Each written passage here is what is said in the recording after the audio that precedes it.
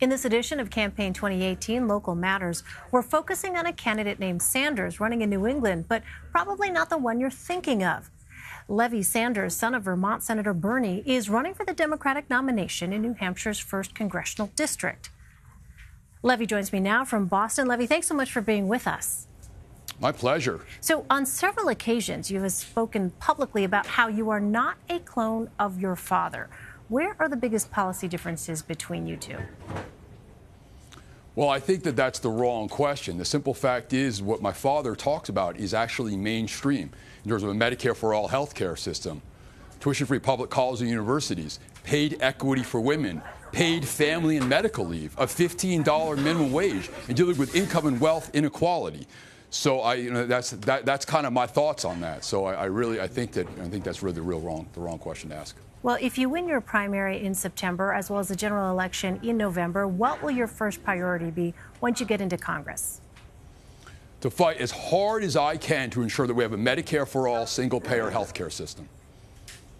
And why do you feel that that's the first thing that needs to be tackled? Well, the first thing we have to look is statistically. Right now, the 84.5, or basically 85% of Democrats support a single-payer health care system and 52% of Republicans.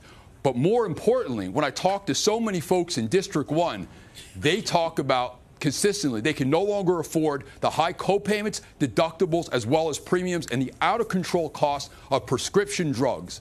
Additionally, we need to have dental care for everybody and not just a few. So in addition to health care, dental care, what other issues do voters in your district want you to bring to Washington? Well, I think the most important thing they want to do is they want to ensure the fact that they have health care as well as an education cost. When I talk to so many seniors as well as college students, they are terrified about what's going on with the skyrocketing cost of colleges and universities. I just talked to a woman, she was like 62 years old, and she doesn't think that her grandkids are going to be able to afford it. So that's a huge issue. But we also have to deal with simple things such as paid equity for women. Women on average make 79 cents to the dollar. And this is 2018. They deserve the whole dollar. Well, your father has endorsed at least 10 candidates across the country this election cycle, notably including Andrew Gillum, who won Florida's Democratic gubernatorial primary last night.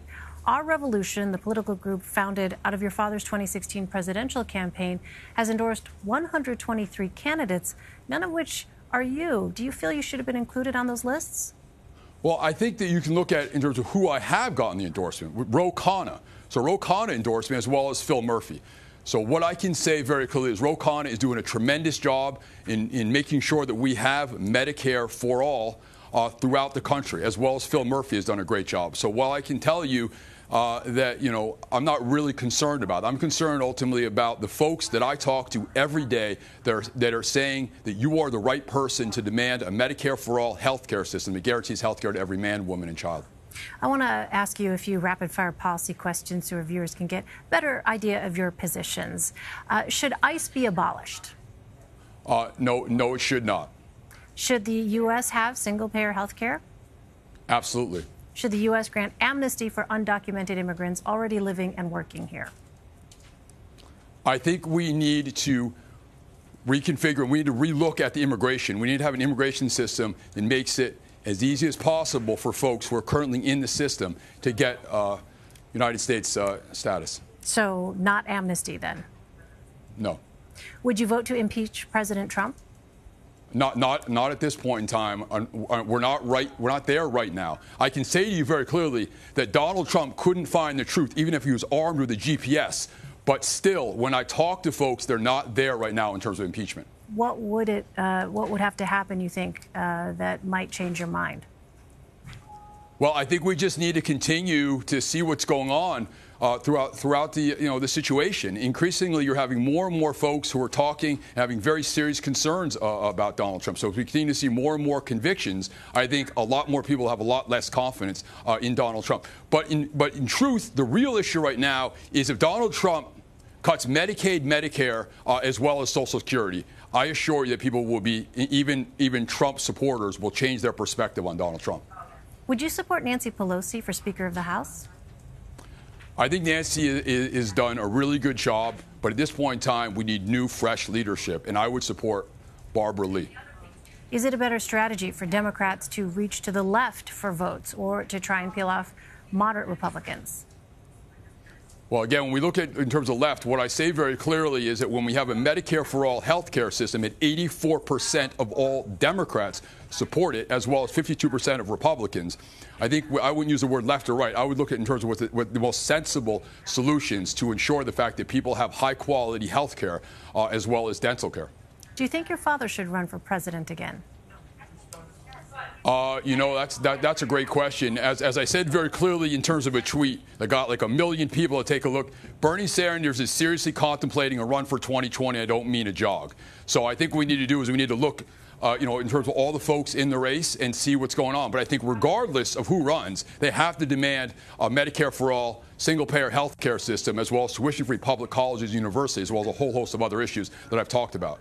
But can I mention one thing about when I say about ICE, I think we need to reconfigure ICE. Let me just articulate that, because when you ask that question, we need to say very clearly that it is unacceptable that ICE is taking children from their mother and father's arms and putting them in cages. That is unacceptable, and as I talk to so many folks in New Hampshire, they agree with me on that. Let's turn back to the notion of 2020. Besides your father, who do you want to see run for president on the Democratic side in 2020? Well, I think right now you have a lot of folks who we haven't really seen. There may be governors. There's a lot of great choices. Elizabeth Warren, Bernard Sanders, But again, we just haven't seen. It's too early on to know all the different folks that are going to be in the race. But those are a couple of two people that are definitely, I think, would do a really good job. All right, New Hampshire congressional candidate Levy Sanders, you've been very generous with your time. Thank you so much, sir. Okay, can I mention one last thing? Yeah. The most important thing in terms of this race is that you have the establishment who does not believe in a Medicare for all,